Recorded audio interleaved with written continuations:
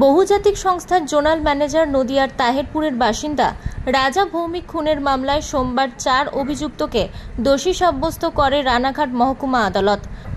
খুনের মাস্টারমাইন্ড বর্ধমানের বাসিন্দা রাসমণি বিশ্বাস ও তার স্বামী দেবব্রত সহ 4 অভিযুক্তকে গ্রেপ্তারের 7 মাসের মধ্যেই দোষী সাব্যস্ত করেছেন রানাঘাট ফাস্ট ট্র্যাক কোর্টের বিচারক মনোদীপ দাশগুপ্ত।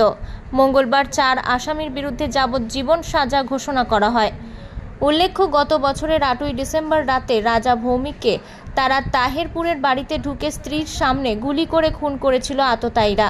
খুনের ঘটনায় মাস্টারমাইন্ড ছিল পূর্ব বর্ধমানের বাসিন্দা রাসমণি বিশ্বাস এবং রানাঘাটের হাবিবপুরের বাসিন্দা দেবব্রত বিশ্বাস। তারা সম্পর্কে স্বামী স্ত্রী। প্রায় বছর দুয়েক আগে ব্যবসা সংক্রান্ত বিষয়ে তাদের 4 লক্ষ টাকা ধার দিয়েছিলেন রাজা। অভিযুক্তরা সেই টাকা মেটাতে গড়িমসি করলে পুলিশের কাছে অভিযোগ জানানোর হুমকি দেন তিনি। এরপরেই রাজাকে খুন করার পরিকল্পনা সাজায় এই দম্পতি।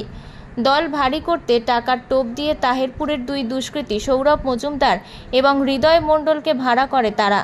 এরপর 8ই ডিসেম্বর রাতে কালো মুখোশ পরে আগ্নেয়াস্ত্র নিয়ে রাজার বাড়িতে ঢুকে তাকে খুন করে দেবব্রত, সৌরভ এবং হৃদয়।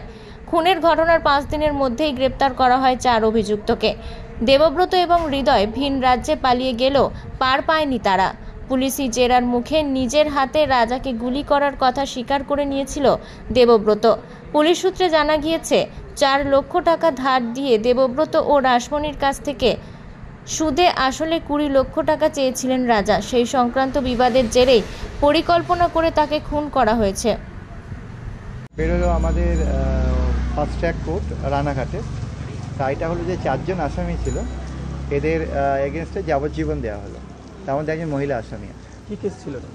এরা 8 তারিখে এই 3 জন মেল অ্যাকিউজ যারা এবং ইন্ধন দিয়েছে বা কনস্পিরেসি করেছে ফিমেল অ্যাকিউজ, এরা অ্যাকচুয়ালি এই ভিকটিমের থেকে একসময় টাকা ধার নেয় এবং টাকাটা ফেরত চায়। সেই নিয়ে ডিসপিউট স্টার্ট হয়। এরা এদের বাড়িতে প্রিপ্ল্যান হতে এসে খুন করে যায় এবং তারপর খুন করে যাওয়ার সময় এদের জিনিসপত্র গয়নাগাটি ছিনিয়ে নিয়ে যায় এবং এদেরকে ধমকিও দেয়। তো আজকে এদের প্রত্যেকের এগেনস্টে যাবজ্জীবন ঘোষণা করলো কোর্ট এবং 30,000 টাকার মতো ফাইন ঘোষণা করলো।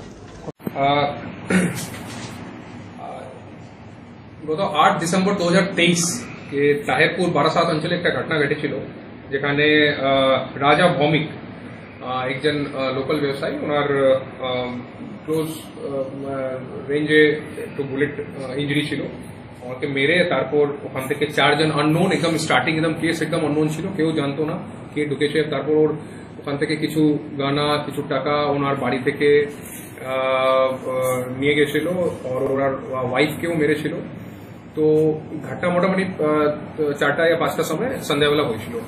তারপর থেকে একদম ব্ল্যাঙ্ক কেস। তো এর মধ্যে পুলিশ ঢুকে আর 4 জন আসামিকে একদম রেকর্ড টাইম মানে 24 ঘন্টার মধ্যে আইডেন্টিফাই করে।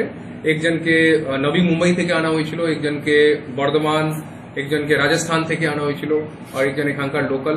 তো টোটাল 4 জন আরেস্ট ছিল, যার মধ্যে 3 জন যে দেবব্রত বিশ্বাস আলিয়াস দেবু, হৃদয় মন্ডল, সৌরভ মজুমদার, যে এই 3 জন স্পটে ছিল। আর এই যে পুরা সিস্টেম যে ছিল, যে প্ল্যানিং ছিল এর মাস্টারমাইন্ড যে একজন মহিলা রাসমণি বিশ্বাস, ওনাকে 4 জনকে অ্যারেস্ট করে পুলিশ। তারপর পুরা ইনভেস্টিগেশন চালু করে, ইনভেস্টিগেশন রেকর্ড টাইম মধ্যে শেষ করে।